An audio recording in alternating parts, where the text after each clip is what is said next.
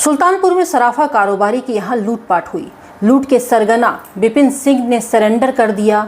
दूसरे किसी आरोपी का एनकाउंटर नहीं हुआ, लेकिन मंगेश यादव को पुलिस ने घर से उठा कर उसका बाद में एनकाउंटर कर दिया। बहन के मुताबिक तीसरे दिन पुलिस ने मंगेश यादव का एनकाउंटर कर दिया था। ध्यान से देखिए इस फोटो को और सुनिए पुलिस की कहानी को। एसटीएफ के डिप्टी एसपी डीके शाही ने चप्पल पहनकर सड़कों से फिर कच्चे रास्तों से मंगेश यादव का पीछा किया और चप्पल में मिट्टी का एक कण तक नहीं लगा। जरा देखिए दोस्तों तस्वीरों में, और एनकाउंटर हो गया। मंगेश यादव के घर वालों का साफ कहना है कि रात में 2 बजे मंगेश यादव को घर से पुलिस उठाकर लेके गई थी। 2 दिन अपने पास रखा और तीसरे दिन सुबह होते होते मंगेश यादव की हत्या कर दी गई। मंगेश डकैती में शामिल नहीं था। जो लोग डकैती में शामिल थे उनमें से किसी का भी एनकाउंटर नहीं हुआ है। अगर एनकाउंटर हुआ है तो सिर्फ मंगेश यादव का हुआ है, क्योंकि मंगेश जाति से यादव था। घर वाले कहते हैं कि मंगेश को जब पुलिस उठाने आई थी तो घर की तलाशी में कुछ भी नहीं निकला था। एसटीएफ ने घर की तलाशी भी ली थी।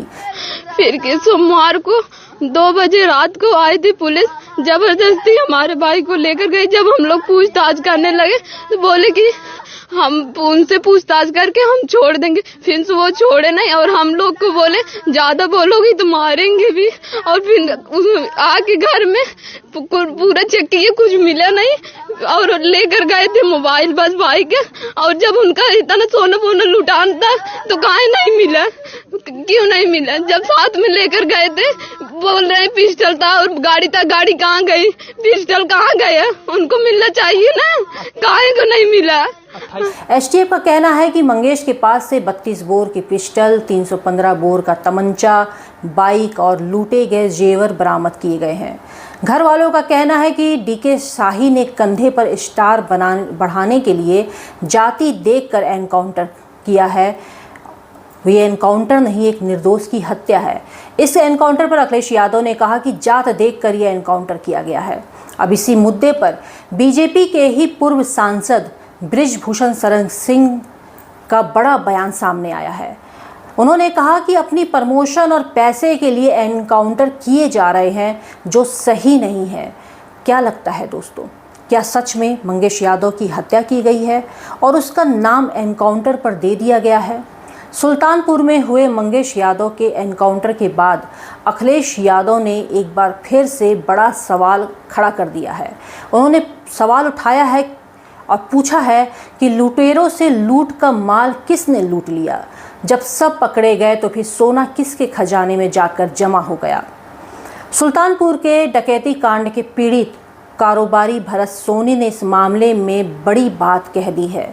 उन्होंने मीडिया से बात करते हुए बताया कि पुलिस अपराधियों को जैसे जैसे पकड़ रही है वैसे वैसे सामान दे रही है, लेकिन अब तक मेरे पूरे सामान का 10% भी मुझे वापस नहीं मिला है।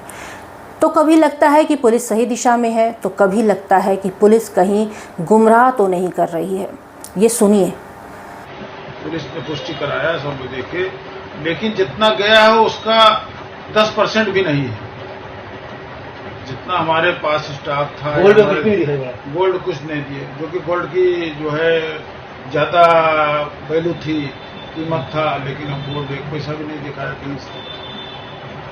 यूपी एसटीएफ के डीके शाही की पत्नी रितु शाही भारतीय जनता पार्टी की गोरखपुर क्षेत्र की भाजपा महिला मोर्चा की क्षेत्रीय कोषाध्यक्ष है। अब उनको यूपी महिला आयोग का सदस्य बनाया गया है। डीके शाही की अगुवाई में ही मंगेश यादव का घर वालों के मुताबिक फर्जी एनकाउंटर किया गया है। जांबाज पुलिस अफसर डीके शाही अब तक 50 से ज़्यादा एनकाउंटर कर चुके हैं।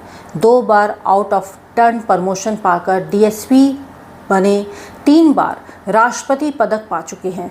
लगभग 5 साल से एसटीएफ में हैं। कई बड़े दुर्दांत अपराधियों का खात्मा कर चुके हैं। अब आप समझिए इस गणित को।